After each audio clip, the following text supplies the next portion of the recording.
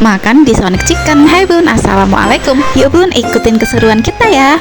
Ujuk-ujuk udah nyampe aja nih di Sonic Chicken dan pesanannya pun udah datang. Di sini kakak sama adik itu makan sambil mewarnai bun. Nih aku suapin mereka. Anak-anak makannya lahap banget bun, apalagi kalau lauknya itu chicken. Bahkan kalau bisa mereka itu setiap hari minta dilauin chicken. Anak-anak kalian seperti ini juga nggak sih bun? Setiap hari itu mintanya lauknya itu chicken. Oh iya bun, di Sonic Chicken ini anak-anak bisa mewarnai secara gratis bun. Jadi di sana itu tersedia gambar dan pensil warna. Habis nyuapin anak-anak, giliran aku makan sendiri bun. Aku lanjut makan dulu ya bun. Sekian cerita hari ini. Bye bye. Wassalamualaikum.